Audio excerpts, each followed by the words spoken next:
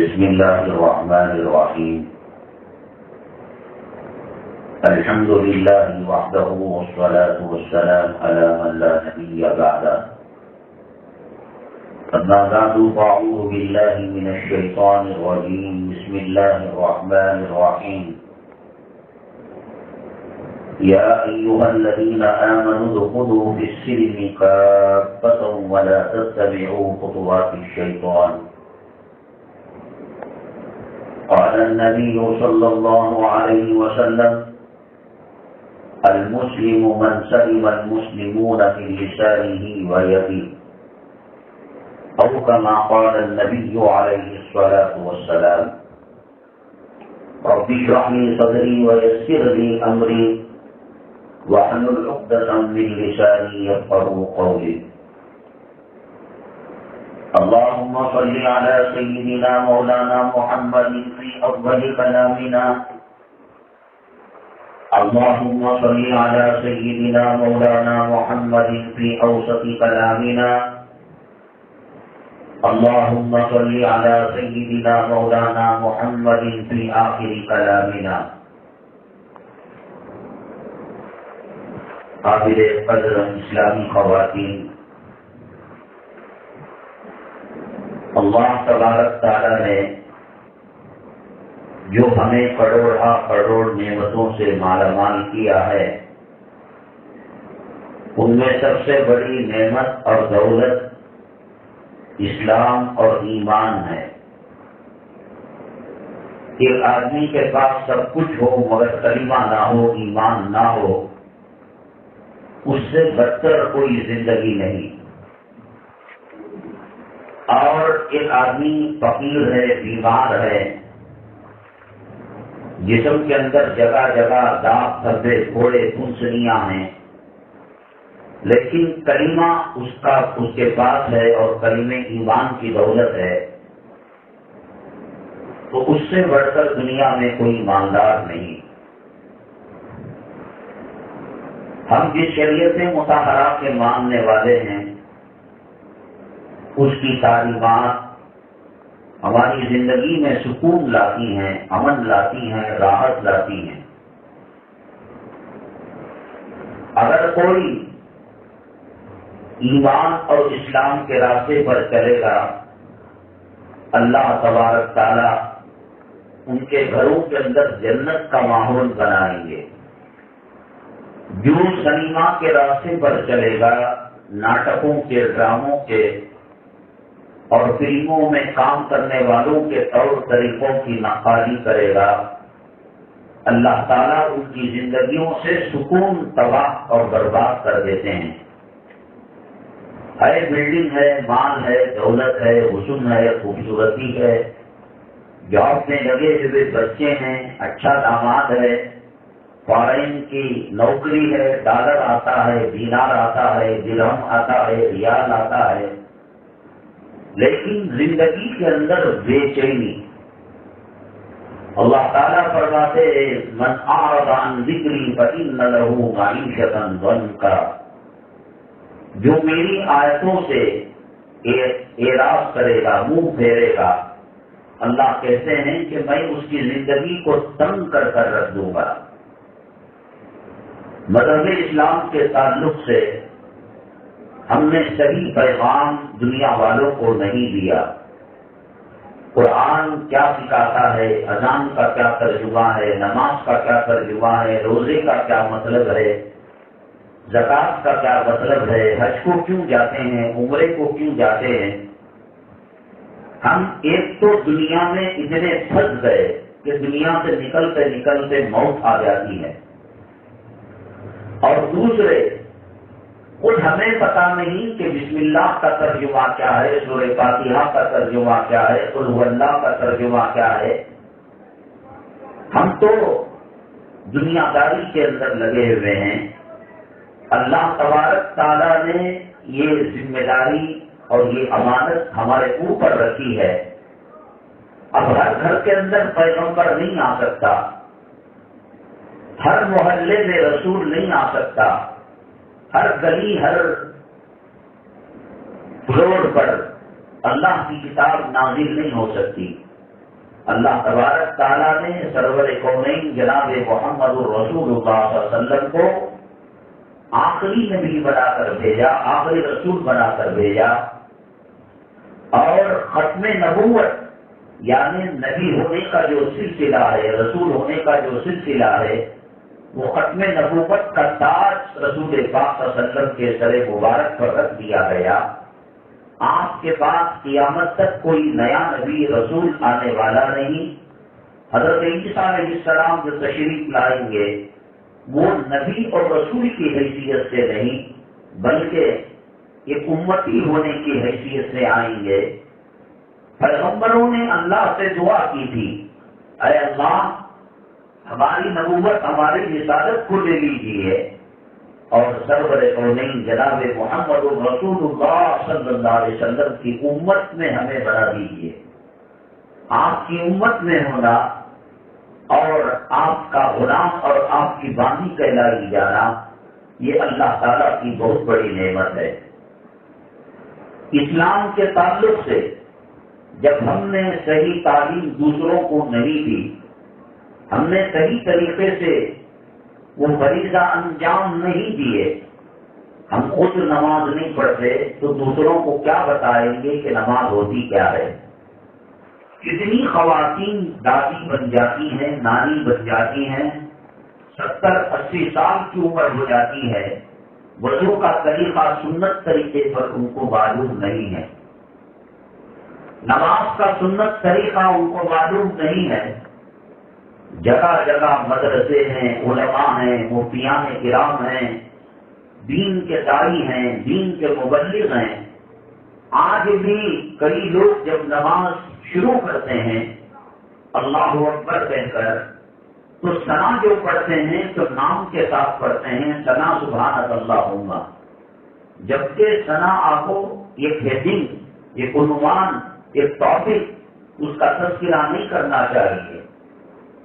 نماز جیسی بنیادی عبادتوں کے اندر فجر کے وقت مسلمانوں کی نماز کی تعداد کتنی رہتی ہے؟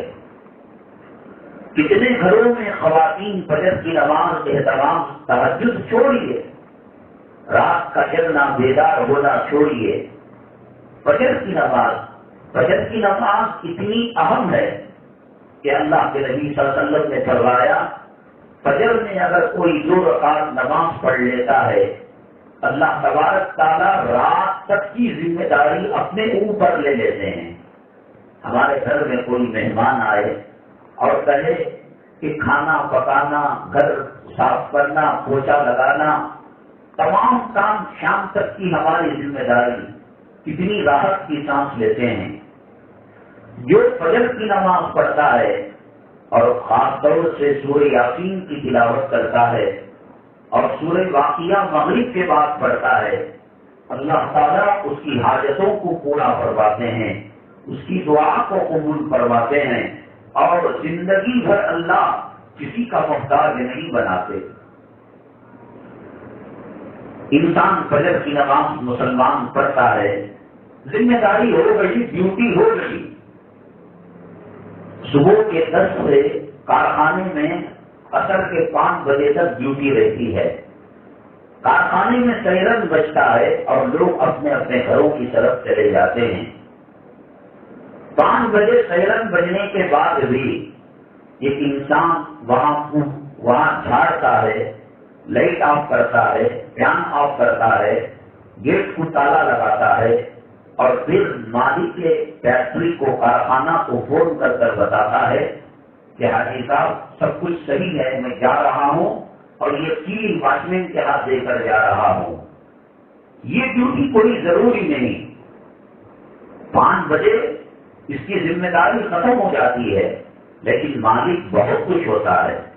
ڈیوٹی کرنے والے ہزاروں ورکرز ہیں، کام والے ہیں، لیکن یہ اوپر مالک کی ہمدردی میں کام کرتا ہے۔ یہ غیر ضروری کام ہے، کوئی ضروری نہیں، ڈیوٹی میں شامل نہیں، لیکن ڈیوٹی کرنے سے زیادہ اس وقت کام کرنے سے مالک کو خوشی ہوتی ہے۔ میری بات نے اللہ نے 5 نمازیں رکھی ہیں، فجر، ظہر، عصر، مغرب، عشاء۔ بالخصوص فجر کی نماز کے بعد، سلام پھیرنے کے بعد خواتین بچوں کو ریڈی کرنا رہتا ہے اسکول کے لیے، خادم کو توشہ تیار کرنا پڑتا ہے، مہمان آنے والے ہوتے ہیں ان کے لیے کرنٹ چلے جائے گا، مسالہ پیسنا، یہ جوڑنا وہ جوڑنا۔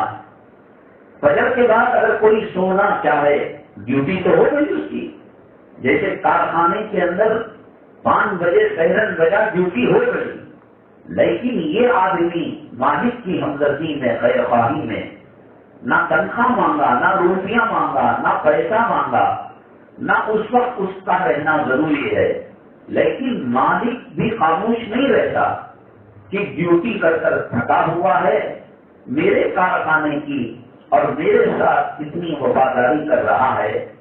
تو کارخانے میں 10 سے لے کر 5 تک کام کرنے پر اگر 1000 روپے مل رہے ہیں تو اس کے بعد اس کی ڈیوٹی پر مالک خوش ہو کر اور زیادہ پیسے دے گا، کیونکہ اس کے ذمہ یہ ڈیوٹی نہیں لگی تھی، وہ محبت کی وجہ سے، تعلق کی وجہ سے اور خدمت کے جذبے کی وجہ سے وہ یہ ڈیوٹی انجام دے رہا ہے۔ فجر کی فرض نماز السلام علیکم ورحمۃ اللہ، السلام علیکم ورحمۃ اللہ، ڈیوٹی ہو گئی، اور اس کے بعد اشراق تک بیٹھنا کوئی ضروری نہیں، لیکن میں نے بتایا کہ 5 وقت کی نمازیں فرض ہیں، لیکن تہجد پر اللہ تعالیٰ بہت زیادہ خوش ہوتے ہیں، اور اسی طریقے سے انسان سارا دن ساری رات سوئے فرض نمازیں پڑھ کر خالی اوقات کے اندر، لیکن فجر سے لے کر اشراق تک کا سونا حرام تو نہیں ہے، ناجائز تو نہیں ہے، لیکن اللہ کو اس وقت جگنا، ذکر کرنا، عبادت کرنا، تلاوت کرنا اللہ کو بہت زیادہ پسندیدہ ہے۔ حدیث پاک میں آتا ہے، اللہ کے نبی صلی اللہ علیہ وسلم نے فرمایا فجر کے بعد سے لے کر سورج کے نکلنے کے بعد 5، 10، 15، 20 منٹ اپنی اپنی سہولت کے حساب سے 2 رکعت کر کر کوئی 4 رکعت پڑھتا ہے، اللہ تبارک تعالیٰ اس کو حج مقبول اور عمرے کا ثواب برآمد کرواتے ہیں۔ میں اگر یہ کہوں کہ اگلے منگل یہاں کچھ فارم دیے جائیں گے جو آدھار کارڈ کی کاپی، ID کی کاپی لگا کر مجھے دینا ہے، 3 مہینے میں ان کو پورا کرائیں گے، یہ تو روپیہ خرچ نہیں ہوگا، گھر سے گھر تک فری ہوگا۔ میرے خیال میں یہاں سے جو لائن لگے گی وہ ٹیلی روڈ کی گڈی اور 20 اسٹیشن تک لائن لگ جائے گی، پوری بھیجنی کتے بھی، عمرہ کو بھیجنی کتے، بچ کو بھیجنی کتے، پیسہ دے رہی کتے، چک دے رہی کتے۔ اللہ تعالیٰ کے نبی صلی اللہ علیہ وسلم نے فرمایا فجر کی نماز کے بعد بغیر سوئے اشراق تک ذکر کرتا رہا، دینی کتاب پڑھتا رہا، تفسیر پڑھتا رہا، یا آپس میں نماز روزے کو صحیح کرتے رہے، حج کا ثواب دیں گے۔ اب نہ تو پاسپورٹ کی ضرورت ہے، نہ ویزے کی ضرورت ہے، نہ سفر کی مشقت کی ضرورت ہے، نہ امیگریشن کی ضرورت ہے، نہ ہوائی جہاز میں سوار ہونے کی ضرورت ہے، نہ جدہ پہنچنے کی ضرورت ہے، نہ جدہ سے مکہ مکرمہ پہنچنے کی ضرورت ہے، نہ طواف، نہ احرام، نہ صفا مروہ کی صحیح، نہ بالوں کو کاٹنا۔ ہم کو ثواب سے مطلب ہے۔ اللہ تعالیٰ نے جب کہا رسول اللہ صلی اللہ علیہ وسلم کے توسط سے کہ حج کا ثواب ملے گا تو ملے گا۔ ایک آدمی احرام پہن کر دنیا کا ایک کونے سے دوسرے کونے تک جائے، اس کو جو ثواب ملے گا اللہ تبارک تعالیٰ وہ ثواب جو فجر پڑھ کر اشراق تک ذکر میں رہ کر اشراق پڑھے گا اللہ وہ ثواب برآمد کروائے گا۔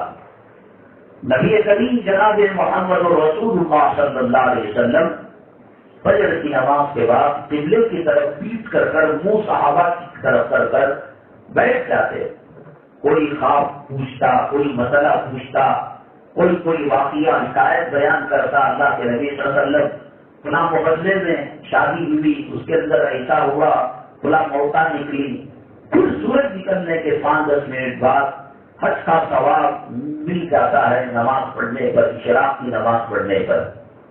اللہ کے نبی صلی اللہ علیہ وسلم اللہ کی مخلوق میں بہت زیادہ محبت کیا کرتے تھے، پسند کیا کرتے تھے اپنی لاڈلی بیٹی حضرت فاطمہ الزہرا رضی اللہ تعالیٰ عنہ کو، بہت زیادہ محبت، دیکھ کر آنکھوں کی ٹھنڈک مل جاتی تھی، دل کا سکون مل جاتا تھا، کلیجے کو راحت مل جاتی۔ سفر میں جاتے سب سے آخر میں حضرت فاطمہ رضی اللہ تعالیٰ عنہ سے مل کر جاتے، سفر سے آتے سب سے پہلے اپنی بیٹیا کے گھر جاتے۔ قیامت میں بھی اللہ تعالیٰ نے ان کا مقام اتنا اونچا کیا، اتنا اونچا کیا، حدیث پاک میں آتا ہے کہ لوگ جب صراط سے گزر چکے ہوں گے، جن کو کٹ کر گرنا ہوتا ہے جہنم میں گر جائیں گے، اور جو بجلی کی رفتار کی طرح جنت میں چلے جائیں گے، اس کے بعد حضرت فاطمہ الزہرا رضی اللہ تعالیٰ عنہا جنت کی طرف جانے لگیں گی، اللہ تبارک تعالیٰ فرشتوں کے ذریعے سے ندا لگائے گا، صدا لگائے گا، اے محشر کے فرشتوں، اے محشر کے لوگوں، اپنی نگاہوں کو پست کرو، نگاہوں کو نیچی کرو، اس لیے کہ محمد صلی اللہ علیہ وسلم کی صاحبزادی، جنتی عورتوں کی سردار، حسنین کی والدہ حضرت علی کی زوجہ آج جنت کی طرف جا رہی ہیں۔ دنیا میں انہوں نے عزت کی چادر پہنی، پاک دامنی کی چادر پہنی، حیا کے کپڑے پہنے، حتیٰ کہ جب پہلی کا چاند دیکھنا ہوتا تو حضرت فاطمہ رضی اللہ تعالیٰ عنہ نہیں دیکھتی تھی۔ کسی نے کہا کہ بہنا آپ کیوں چاند نہیں دیکھتی؟ کہا کہ ہزاروں لوگ چاند کو دیکھتے ہیں، ان کی نگاہیں فضاؤں سے ہو کر چاند تک پہنچتی ہیں، اس میں لاکھوں لوگ غیر محرم ہوتے ہیں، یعنی رشتہ داری نہیں ہوتی ہے، تو کہیں ان کی نگاہ اور ہماری نگاہ آسمان سے ٹکرا نہ جائے۔ ساری زندگی بچے تو بچے ہیں، حضرت حسن حضرت حسین رضی اللہ تعالیٰ عنہ، بچوں نے ماں کے کپڑوں کو دھو کر سکتے ہوئے نہیں دیکھا۔ جس نے اپنے بچوں سے پردہ اتنا کیا ہو کہ جسم کے کپڑے کھلی فضا میں نہیں چھپائے۔ یہاں اپارٹمنٹ ہیں، کتنے مکانات ہیں؟ 40 مکانات ہیں، 33 پر سب سے اوپر کے فلور پر کیا ہے؟ پانی کی ٹنکی ہے، ایک چھوٹا سا ایکسٹرا چیز اسکراپ رکھنے کا روم ہے، اور کیا ہے؟ کھمبیاں بنی ہوئی ہیں کپڑوں کو سکھانے کے لیے، اس میں عورت کا کپڑا، مرد کا کپڑا، حیا کا کپڑا، ظاہر کا کپڑا، باطن کا کپڑا۔ زندگی بولے تو ہوتا ہے، لیکن جو شرم و حیا کی مجسم بیٹھ کر عورت ہوتی ہے وہ کپڑوں کا تک پردہ کرتی ہے۔ تمکور کے پاس ایک کوڑٹ گرا علاقہ ہے، میں جے نگر نئے علاقے میں جب امامت کی خدمت انجام دیا کرتا تھا، ایک بزرگ مدرسہ وہاں چلاتے تھے۔ ہمارے علاقے میں جے نگر کے ان کا ماہانہ یا سالانہ کچھ چندہ ہوتا، ہم تو پوچھتے بھی نہیں تھے۔ انہوں نے کہا کہ حضرت ہماری بچیوں کے لیے رشتہ دیکھیے، یہ گارنٹی ہے، ضمانت ہے، دلوں کی حالت کو اللہ بہتر جانتا ہے کہ ان کے کپڑے باہر کے درزی نے بھی ہاتھ نہیں لگائے۔ ہم نے ان کو ٹیلرنگ سکھائی، ان کے ماں کو ٹیلرنگ سکھائی، تاکہ حیا اور شرم کے جو کپڑے ہیں وہ ٹیلر کے پاس بھی نہ جا سکے۔ ایسے لوگ بھی ہیں۔ رسول پاک صلی اللہ علیہ وسلم مجلس میں تشریف فرما تھے، آپ نے پوچھا سب سے بہترین عورت کون سی ہے؟ کسی صحابی نے کچھ کہا، کسی صحابی نے کچھ کہا۔ حضرت علی کرم اللہ وجہ جو حضرت فاطمہ الزہرا رضی اللہ تعالیٰ عنہ کے قابل ہیں اور رسول پاک صلی اللہ علیہ وسلم کے جمی ہیں، داماد ہیں۔ آج داماد کیسے چاہیے؟ بڑا بلڈنگ کا مالک ہو، ارب پتی ہو، کھرب پتی ہو، ہوٹلوں میں کھلاتا ہو، کاروں میں گھماتا ہو، اور گھر کے اندر جھاڑوں کی کاڑی ہاتھ کو لگنے نہ دیتا ہو۔ خواتین نے نبی کریم صلی اللہ علیہ وسلم سے پوچھا، اے آقا، مرد عبادتوں میں ہمارے سے آگے نکلے ہوئے ہیں، وہ جہاد کرتے ہیں، وہ اللہ کے راستے میں لڑتے ہیں، وہ شہید ہو جاتے ہیں، وہ اللہ کے راستے کے اندر اپنا خون نچھاور کر دیتے ہیں. ہم عورتوں کو کھلی ہوئی اجازت مسجد کو بھی آنے کی نہیں ہے، اور حج و عمرے کے اندر بھی بغیر محرم کے ہم نہیں جا سکتے. تو یہ ثواب میں وہ آگے بڑھ گئے. اللہ کے نبی صلی اللہ علیہ وسلم نے فرمایا یہ جو تم کپڑے دھوتی ہو، گھروں کو صاف کرتی ہیں، بچے کو نہلاتی ہیں، استنجا اور غلاظت کو صاف کرتی ہیں، بچے کی دیکھ بھال کرتی ہیں، قابل کے لیے کھانا پکاتی ہیں. علماء نے لکھا کہ ایک ایک دن کا گھر کے صاف کرنے پر اللہ ایک گناہ معاف کریں گے اور ایک نیکی مرحمت فرمائیں گے. اللہ نے مردوں کو جہاد رکھا ہے تو عورتوں کو یہ ثواب کی چیزیں رکھی ہیں. عورت بچے کو تولد کرتی ہے، ڈلیوری کا مسئلہ آتا ہے، کسی اور دھرم کے اندر ہو یا نہ ہو، لیکن مذہب اسلام کہتا ہے اللہ تعالیٰ اس کی وہ تکلیف اور مشقت کی وجہ سے سارے گناہوں کو اللہ تبارک تعالیٰ معاف کروا دیتے ہیں. تو میری مائیں اور بہنیں، حضرت فاطمہ الزہرا رضی اللہ تعالیٰ عنہا، ان کو دنیا میں ٹائٹل مل گیا تھا کہ وہ جنتی عورتوں کی سردار ہیں، اور ان کے دو بچے حسنین، حضرت حسن حضرت حسین رضی اللہ تعالیٰ عنہما سیدہ شبابی اہل الجنت الحسن والحسین، یہ جنتی نوجوانوں کے سردار ہیں. اللہ کے نبی صلی اللہ علیہ وسلم نے یہ لاڈلی بیٹی، یہ نور نظر، یہ ضبط جگر، یہ کلیجے کا سکون، یہ جسم کی راحت دیکھنا چاہے، رشتہ جو ہے تلاش کرنا چاہیں تو کروڑ پتیوں کا رشتہ مل سکتا تھا. کئی رشتے آئے، اللہ کے نبی صلی اللہ علیہ وسلم نے اللہ کا حکم نہیں تھا، منع کر دیا. حضرت فاطمہ رضی اللہ تعالیٰ عنہ شادی کے لائق ہوئی. ام ایمن رضی اللہ تعالیٰ عنہ نے آقا کو فرمایا آقا بچی اب شادی کے لائق ہو چکی ہے. انتظامات کیے، کسی نے رشتہ پوچھا، کسی نے پوچھا، سب کو منع کر دیا. حضرت علی کرم اللہ وجہہ کو حضرت عمر اور حضرت ابو بکر صدیق رضی اللہ تعالیٰ عنہ نے کہا جاؤ تم بھی تیر مارو، تیر لگاؤ. تو کہنے لگے حضرت علی کہ بڑے بڑے صحابہ جنتی، انہوں نے رشتہ مانگا، انکار کر دیا. میں تو ایک غریب آدمی ہوں، میرے جسم کا صرف ایک جوڑا ہے اور ایک جو ہے زرہ ہے جس سے میدان جنگ میں سامنے کی تیروں کو روکتا ہو اور تلوار کی وار کو روکتا ہو. یہ ڈھال ہے جیسے شین ہمارے پاس ہوتی ہے، ایسے بھائی بات کرنا کوئی گناہ نہیں. آقا تو ماں سے زیادہ شفقت کرنے والے اور باپ سے زیادہ محبت کرنے والے، لگاؤ تیر لگا کر دیکھو، شاید کہ تمہاری قسمت کھل جائے. حضرت علی کرم اللہ وجہہ گئے اور اپنا جو مدعا تھا وہ زبان پر لانے سے شرما رہے تھے. اللہ کے نبی صلی اللہ علیہ وسلم نے پوچھا اے علی شاید آپ کس مقصد کے لیے آئے ہیں؟ رشتہ پوچھنے کے لیے آئے ہیں. اب سب کو تو اس بات پر انکار کر دیا، لیکن حضرت علی کو کہا ٹھیک ہے انشاءاللہ اس کے بارے میں سوچا جائے گا. حضرت علی کرم اللہ وجہہ آقائے دو عالم صلی اللہ علیہ وسلم کی ملاقات کے بعد جب باہر آئے، حضرت ابو بکر صدیق، حضرت عمر الخطاب، حضرت عثمان غنی اور بڑے بڑے صحابہ دیکھ رہے تھے کہ کیا ہوتا کیا نہیں ہوتا. انٹرویو بھیجے گئے، کامیاب ہوتے ناکام ہوتے تو رونے لگے آ کر اور چہرہ بھسورا ہوا، اترا ہوا. صحابہ نے پوچھا علی کیا بات ہے؟ کہا کہ دیکھو میں پہلے ہی نہیں کہتا تھا کہ میں غریب ہوں اور میرا آگے پیچھے کوئی جو ہے کارخانہ نہیں ہے، آقا نہیں مانیں گے. تو پھر کہا کیا کہا؟ کہا کہ کہاں دیکھا جائے گا اور بیٹی سے پوچھا جائے گا. ارے بھائی تمہاری قسمت تو کھل گئی، ہم کو تو اس بات پر انکار کر دیا، منع کر دیا. پھر اس کے بعد اللہ کے نبی صلی اللہ علیہ وسلم شادی کی تیاری میں لگ گئے. کیا تیاری تھی؟ جہیز کے لیے، جوڑے کے لیے، کار بنگلہ دینے کے لیے، کیونکہ حضرت علی کی ذمہ داری بھی آقا پر تھی اور بیٹی کی ذمہ داری تو ہوتی ہی ہے.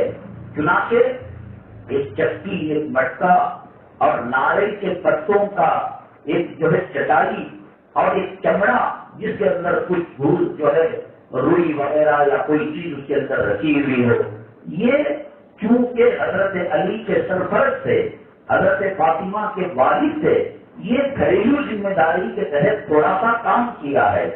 باپ اپنی بچی کو گاڑی دلاتا ہے، باپ اپنی بچی کو عید کے کپڑے دلاتا ہے، یہ باپ کی ذمہ داری ہے۔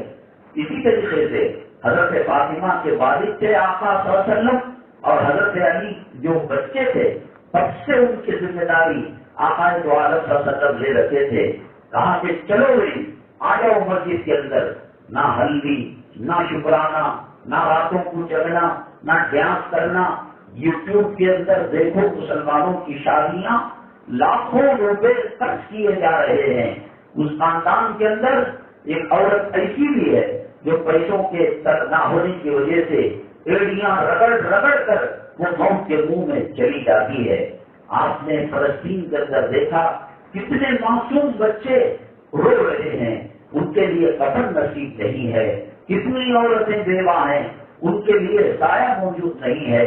اور یہاں جس چیز کو شریعت نے آسان کیا تھا، اور جیسے آدمی 2 رکعت نماز پڑھتا ہے، وضو کرتا ہے، اس سے بھی زیادہ سستا اور آسان نکاح کیا تھا، آج نکاح کو مشکل بنا لیا ہے۔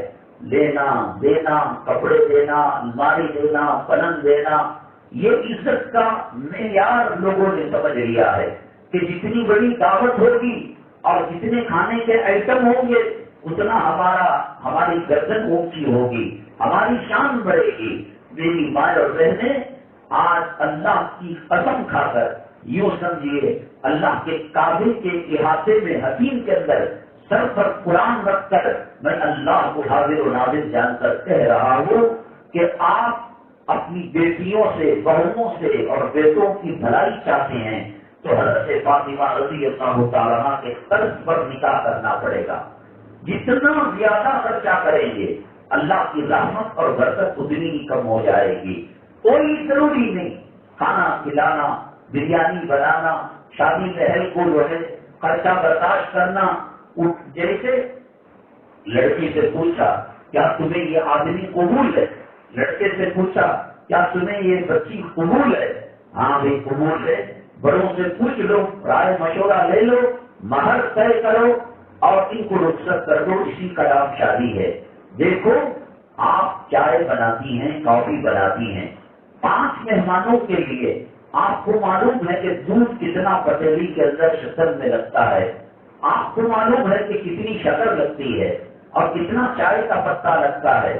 یہ کون سی عقل مندی کی بات ہے کہ بھئی مالک مکان بہت دنوں کے بعد ہمارے گھر آیا ہے، 2 چمچ شکر کے بجائے 20 چمچ شکر ڈال دی، اور 1 چمچ چائے کی پتی ڈالنے کے بجائے 10 چمچ چائے کی پتی ڈال دی، اور یہ سمجھ رہے ہیں کہ ہم نے اچھا کام کیا۔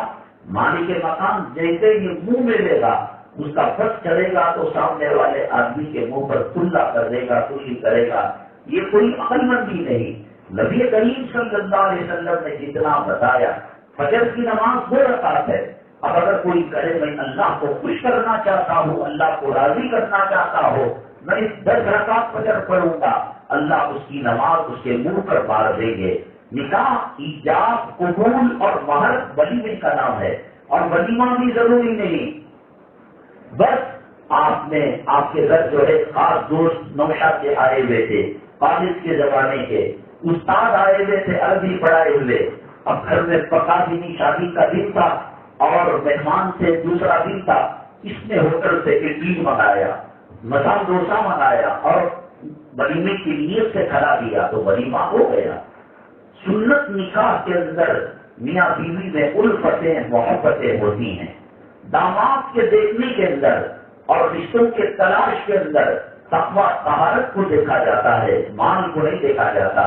میں نے بتایا حضرت فاطمہ رضی اللہ تعالیٰ عنہا، ان کے رشتے کے لیے 10 رشتے آئے، ارب پتی، کھرب پتی، کروڑ پتی، تاجر تھے، لیکن اللہ کے نبی صلی اللہ علیہ وسلم نے وہ حضرت علی جن کے پاس ایک لوہے کی ڈھال تھی، اس کے علاوہ اور کچھ نہیں تھا، بس اس مجمع کو جوڑ لیا، اور نوشو بھی نہیں ہے، حضرت علی نہیں ہے، صحابہ ہیں بیٹھے ہوئے مسجد میں، رسول اللہ صلی اللہ علیہ وسلم کی صاحبزادی کی نکاح کی مجلس ہے، تو اللہ کے نبی صلی اللہ علیہ وسلم پڑھوایا، بھائی علی کہاں گئے؟ ان کو نہ رفقہ ہے، نہ شکرانہ ہے، نہ کھانے کی بے عزت، جتنا شریعت سے ہٹ کر نگاہ کرو گے میرا دامن دنیا میں پکڑ لینا، آخرت میں پکڑ لینا، ذکر رکھنا، اللہ کی رحمتوں سے اتنی دور شادی ہوگی اور جتنی شادی آسانی ہوگی اللہ میاں بیوی میں الفتیں محبتیں پیدا کروائیں گے۔ حدیث میں آتا ہے کہ میاں نے بیوی کے منہ میں لقمہ دیا کھانے کا، اللہ سبزے کا اجر برحمت فرماتے ہیں۔ بیوی نے خادم کے منہ میں لقمہ دیا، پیار و محبت کی زندگی گزاری، اللہ ان کے زندگیوں میں حج و عمرے کا ثواب لکھتے چلے جاتے ہیں۔ میاں بیوی کو بچہ ہوا بیگم کے، اور انہوں نے سب سے پہلا جو بول بچے کو بولنا تھا یہ نہیں کہا یہ ڈیڈ ہیں، یہ مام ہے، یہ انکل ہیں، یہ فلاں ہیں، اس نے اللہ کا لفظ سکھایا۔ اگر اس کی زندگی 70 سال کی ہو بچے کی یا 100-150 سال کی ہو، اللہ تعالیٰ ہر سانس کے بدلے ماں باپ کے کھاتے میں اجر و ثواب لکھتے ہیں، ایک نیکی لکھتے ہیں، گناہ کو معاف کرتے ہیں۔ یہ کب ہوگا؟ جب شریعت کے مطابق شادی ہوگی۔ شادی نوشت میں پتا نہیں، رسول اللہ صلی اللہ علیہ وسلم خسر وہ بیٹھ گئے، صحابہ کو جوڑ لیا، کہاں گئی علی نظر نہیں آ رہے، کہا کہ علی تو فلاں جگہ ہے رضی اللہ، کہو ان کا نکاح ہے، مہر دینا پڑے گا۔ حضرت علی کرم اللہ وجہہ نے کہا میرے پاس بیلنس نہیں ہے، سونا نہیں، چاندی نہیں، گولڈ نہیں، سلور نہیں، پراپرٹی نہیں، زمین جائیداد نہیں، بس میں ایک غریب آدمی ہوں۔ لیکن کیوں رسول اللہ صلی اللہ علیہ وسلم نے غریب آدمی کو منتخب کیا؟ کیا آپ بیٹی کی خوشحالی نہیں چاہتے تھے؟ بیٹی سکھی رہے نہیں چاہتے تھے؟ اللہ کے نبی صلی اللہ علیہ وسلم کو معلوم ہے کہ گھر کا سکھ اور گھر کا سکون اور گھر کی راحت مال میں، پیسوں میں نہیں، امیری میں نہیں، بلکہ خدا کے خوف میں ہے، تقوی طہارت میں ہے۔ حضرت علی رضی اللہ تعالیٰ عنہ کو معلوم ہوا تو وہ زرا بیچنے کے لیے بازار جا رہے تھے تاکہ مہر کا پیسہ وہ زرا بیچ کر حضرت فاطمہ رضی اللہ تعالیٰ عنہ کو دے دے۔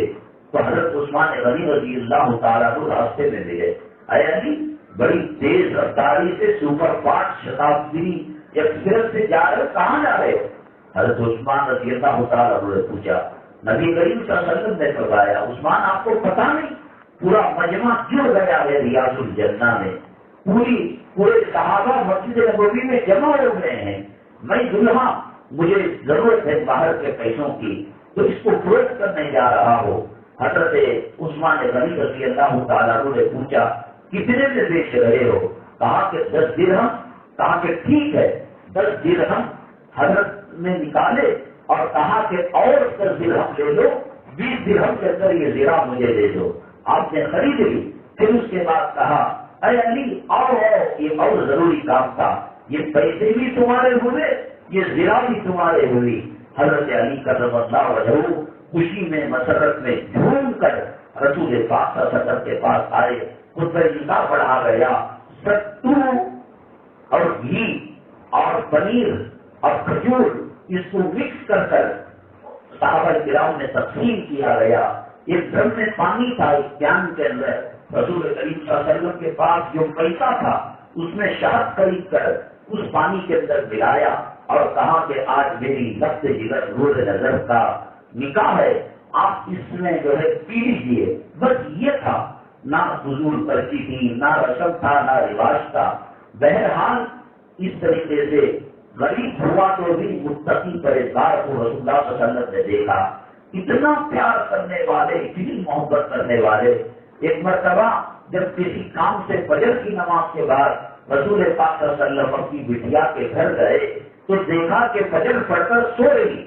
دیکھو فجر کو منافق بھی نہیں چھوڑتا تھا، فجر کو چھوڑنے والا شیطان کے پیشاب کو چاٹنے والا ہے۔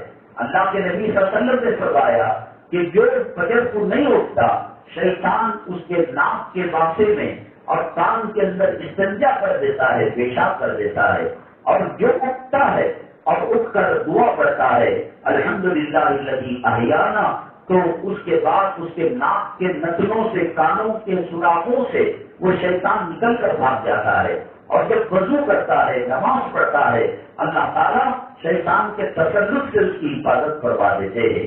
سوال ہی نہیں پیدا ہوتا کہ مچھلی پانی کے بغیر رہ سکے، آگ حرارت کے بغیر رہ سکے. مومن و مسلمان نماز کے بغیر نہیں ہو سکتا. آگ ٹھنڈی ہو سکتی ہے، شہد کڑوا ہو سکتا ہے، برف گرم ہو سکتا ہے، چاند ستارے تالے پڑ سکتے ہیں، مومن و مسلمان نماز نہیں چھوڑ سکتا. آپ گئے تو دیکھا کہ آرام فرما رہی، وہ تو ساری رات عبادت کرتی تھی، بچوں کی دیکھ بھال کرتی تھی. اور فجر میں جب حضرت بلال اذان دیتے تو یہ کہتی حضرت فاطمہ رضی اللہ، اے اللہ رات کو اتنا چھوٹا کر دیا، ابھی تلاوت کہاں ادا نہیں ہوا، ابھی سجدے نہیں کیے، یہ گھر تک تو سو رہی تھی. رسول پاک صلی اللہ علیہ وسلم اپنے چھوٹوں کی، اپنے بڑوں کی بہت عزت کرتے تھے. حضرت انس رضی اللہ تعالیٰ عنہ نبی کریم صلی اللہ علیہ وسلم کی خدمت کیا کرتے تھے. کبھی آپ نے فرمایا مجھے ڈانٹا نہیں، ایک بڑا بول بولا نہیں، میں سوچ لے کر رہتا کہ میں سلام پہلے کروں. اللہ کی قسم کبھی بھی میرا سلام نہیں جا سکا، آقا مجھ سے پہلے سلام کر لیا کرتے تھے. لیکن حضرت فاطمہ رضی اللہ تعالیٰ عنہ سے اتنا پیار کرنے والے، آپ سو رہی تھی تو شاید زندگی میں صرف ایک مرتبہ اپنے پیروں سے حضرت فاطمہ کے تلے کو سہلایا. فاطمہ سو رہی ہو، اٹھو، یہ اشراق کا وقت ہے، یہ حج کا بدلہ پانے کا، ثواب پانے کا وقت ہے، یہ جنت کا موسم ہے. جنت میں کلائمیٹ کیسا ہوتا ہے؟ لوگ پوچھتے ہیں. فجر کے بعد سے لے کر سورج کے نکلنے تک جو موسم رہتا ہے وہ جنت میں ایسا ہی موسم رہتا ہے. اور رزق کے تقسیم ہونے کا وقت ہے اور تم بڑی بڑی سو رہی ہو. جنتی عورت، نبی کی صاحب شادی، حسنین کی والدہ، علی کی بیوی، اور آپ کا محل جنت میں نبی صلی اللہ علیہ وسلم کے محل کے سامنے، لیکن سونے نہیں دیا آپ نے. تو آج لوگ شکایت کرتے ہیں کہیں برکت نہیں، گورنمنٹ کی کمی ہے، پینشن آ رہی ہے، بھاڑے آ رہی، نماز کے وقت سو رہے تو اللہ کی قسم قانون کا خزانہ اور شداد کی جنت بھی ہمیں راحت نہیں پہنچا سکتی. بہرحال میری بات کہے ایک عاجزانہ درخواست ہے کہ جیسے آدمی ٹرین پکڑنے جاتا ہے تو وقت سے پہلے جاتا ہے. 1 بجے ٹرین ہے اس کی بامبئی جانے کی، تو 11 بجے 11:30 بجے ریلوے پلیٹ فارم پر رہتا ہے. اور سنیما شروع ہونے میں وقت ہوتا ہے تو پہلے چلا جاتا ہے. ایئرپورٹ کے اندر 5-7 گھنٹے پہلے انٹرنیشنل کے لیے اور ڈومیسٹک کے لیے 1 گھنٹہ پہلے ایئرپورٹ چلا جاتا ہے. آج یہ دینی مجلس چل رہی ہے، کل حالات کیسے ہوں گے کہنے والا ہوگا نہیں ہوگا. لکسندرا کے اندر ہر چہارشنبے کو 3:30 سے 4:30 تک حاجی کریم اللہ صاحب رحمۃ اللہ علیہ کے گھر سے بیان ہوتا تھا. کون سوچا تھا کہ ان کے انتقال کے بعد یہ سلسلہ ختم ہو جائے گا. آج یہ نعمت مل رہی ہے، آج یہ قرآن بٹ رہا ہے، آج جنت قریبی جا رہی ہے، آج جہنم کی خلاصی کا پروانہ مل رہا ہے. اس میں اپنی مرضی سے آنا، کبھی جو ہے صاحب 4:15 بجے آئے، 4:30 آئے، کیا بات سمجھ میں آئے گی؟ اب شروع کا آخر پورا بیان سننا، دعائیں کرنا، دعاؤں میں لگنا اور مغفرت کا پروانہ پانا، جنت کی ٹکٹ پانا اور جہنم سے خلاصی کا پروانہ لینا، یہ ہم جو ہے اس کو ٹارگیٹ بنائے. ہمیں تو پتا نہیں کوئی CCTV تو نہیں لگی ہوئی ہے، لیکن صاف اندازہ ہے کہ شاید دیر آتے ہوں گے. اس کی عزت کیجیے. آپ اللہ تعالیٰ تمام مخلوق سے عزت کرائے گا، اسے بیان کریں گے، اللہ کی نگاہ سے گر جائیں گے. اللہ ہمارے کہنے سننے کو قبول فرمائے، اللہ دین پر استقامت نصیب فرمائے، اللہ قدم قدم پر نیکیاں مرحمت فرمائے، گناہوں کو معاف فرمائے. تنگ زندگی، بیماری کی زندگی، پریشانی کی زندگی، غم دکھ درد کی زندگی سے اللہ حفاظت فرمائے. اللہ ہمارے مرحومین کے ساتھ رحم و کرم کا معاملہ فرمائے. الحمدللہ رب العالمین والصلاة والسلام على سید المرسلین وعلى آلہ وصحبہ اجمعین ومن تبعهم بإحسان إلى يوم الدین. اللهم ارحم أمة محمد صلى الله عليه وسلم، اللهم اصلح أمة محمد صلى الله عليه وسلم، اللهم فرج عن أمة محمد صلى الله عليه وسلم. سبحان ربك رب العزة عما يصفون وسلام علی المرسلین والحمد للہ رب العالمین.